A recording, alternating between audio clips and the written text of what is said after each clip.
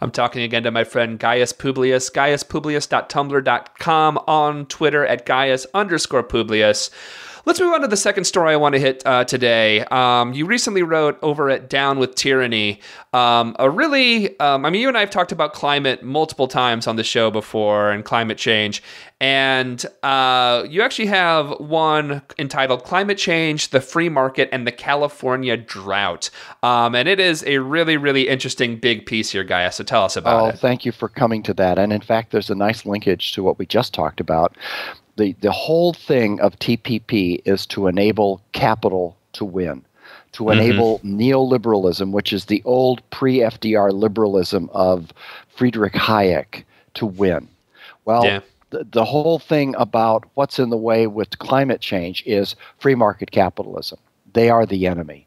So what's going on with California drought is that California has less and less water, and they're going to continue to have less and less water. This is now, the tide has turned in the sense that it has gone away from the California water situation. In fact, the whole Pacific Northwest is on a slow death.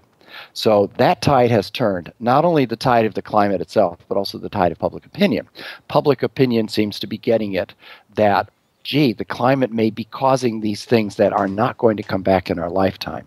We're looking at Lake Mead levels, for example.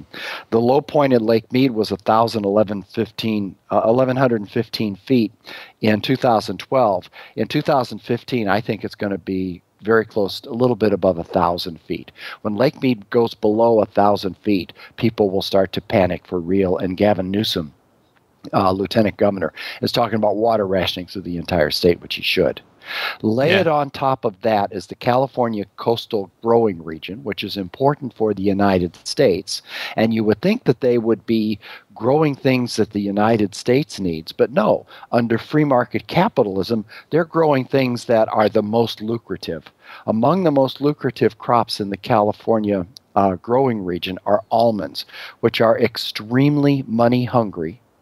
90% of the world's almonds are produced in California, and most of them are shipped overseas. Basically, what you're doing with almonds and alfalfa, which is also shipped overseas, is shipping rare California water overseas, water that could be used for drinking and eating, watering less thirsty crops overseas, so that a few people, a certain amount of small farmers, can be enriched. Those people have political power, and so far California hasn't mandated these crops can be grown and these crops can't. But that ought to be coming. And notice that's a collision course with free market capitalism versus what I used to call the command economy, but I think I'm going to call the national emergency economy, where government just says in a World War II fashion, no, we're not going to let the free market decide how many tanks we produce. We're going to decide how many tanks we produce.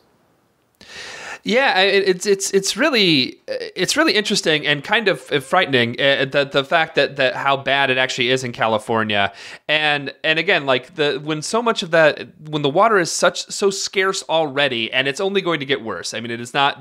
We have reached that point. It's not going to get better, but it's so crazy how much of our food, even in America, is grown in California, and then so much of it is being sucked away for almonds to be shipped overseas. So a small group of people can make a lot of money making almonds for the world, instead of actually doing something that actually might provide more food and more food that's actually needed here in the U.S. and also water for drinking, water for just surviving.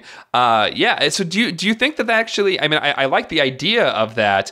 Do you think? So you just said that Gavin Newsom, do you think he actually might have the opportunity to actually push something like that forward? Well, he's been talking on the Chris Hayes Show and elsewhere about. I haven't written this up yet. I'm still researching what exactly he's proposing, and this hasn't gone before the Assembly, the California Assembly, as near as I can tell. But he's talking about the need for rationing, and he's absolutely right. They should have been doing this a long time ago. They need to be rationing, and they need to be specifying which crops are going to be grown.